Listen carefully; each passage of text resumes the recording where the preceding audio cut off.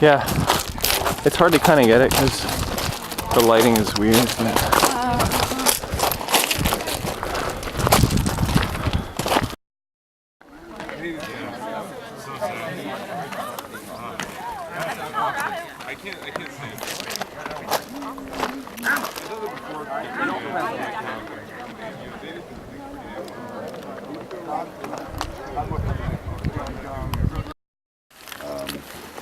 Sometimes we wake up and we have the metabolism for a good hiking day, and sometimes we don't. So it's still possible to take a step back and say, okay, I know what it's going to be like now, pretty much for the next two ascents. I don't think it's right for me. Speak up, tell someone, and we'll help you get that up. But it's there. What we can see is an oasis, or what happens at the end of the oasis when the delta opens up. We actually swam yesterday at the delta, over at the parking lot that you can see with the antenna and the lights. That's where we parked, that's where we swam.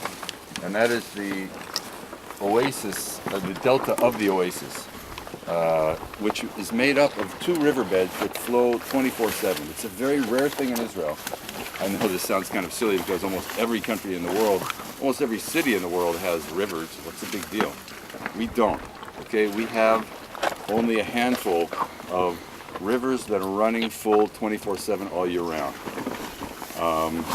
However, in the desert, there's two, and they're right next to each other. And guess what's in the middle? A city called En Gedi. And that has been going on here for thousands of years. Okay, as I said, one of the oldest buildings in the world. We're going to see that towards the end of our hike, and that was about 6,000 years ago, a little less. From here you can see Massada. If you look in the direction that I'm pointing, and you look to the farthest away mountain range that you can see in the direction that I'm pointing, which is due south, you'll see one hill that is detached from the rest of the mountain, and it sticks out. And it is a fortress that's natural, and that's Massada or Massada.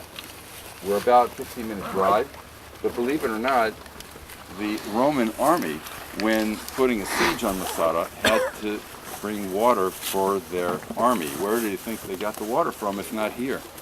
And guess who brought that water to them? Us. So just imagine getting up in the morning as a slave and being told, okay, let's make the first run of the day, you know, and it's July. And you have to take as much water to drink as you need to bring. Just imagine how tough that must have been. And that's perhaps why it took 3 years to build the ramp. But here down below we can see today two things that the kibbutz En Gedi grows. We'll see the kibbutz a little later. One is something that's been growing here for thousands of years, and one is something new. The thing that's been growing here for thousands of years is the palm tree. We saw it yesterday after breakfast. Here, the palm trees are for dates. There are male palm trees and female palm trees, and it's been a staple of diet in this area, and still is for many people, in many, many countries, in many, many cultures. It is the date palm. And there's a saying in Arabic, and in Hebrew actually, that a palm tree has its feet in the waters and its head in the fire of the sky. The two things that a palm tree needs is a lot of water and a lot of heat. And what better place to get it than right here in a desert oasis. So that's what's going on here, and the kibbutz is still growing them, but there's a place where you see some dead trees in the middle.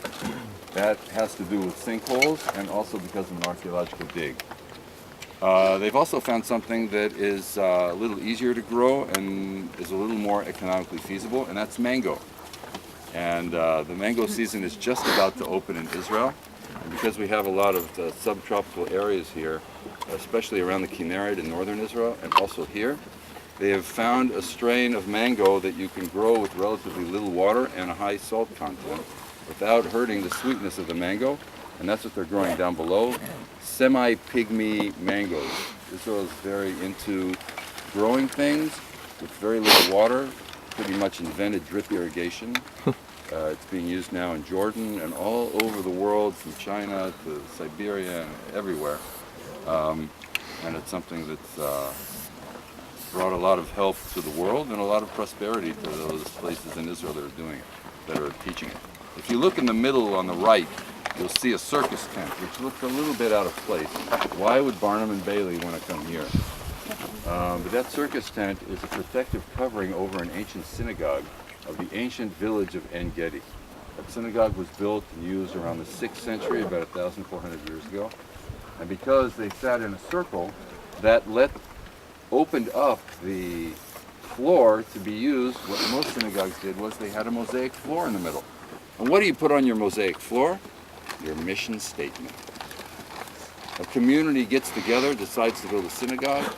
In Jericho, they built one about 1,500 years ago, and they made a beautiful mosaic floor, and they put in it in Hebrew letters, which you can read very easily, Shalom al Israel. Our mission statement, what we're here for, what we get up in the morning for, peace upon Israel. That kind of shows where they're coming from, what they want, what motivates them. And here you've got a desert community. You're living out here in the middle of nowhere. You've got plenty and you've got a lot of lack. What do you put on your mosaic floor? I want to throw that out when we finish the hike above it on the next mountain over on the other side of the riverbed here. We'll talk about what people would put on, what you would put on your synagogue floor if you were to make one. But just that's food for thought that we'll talk about a little later.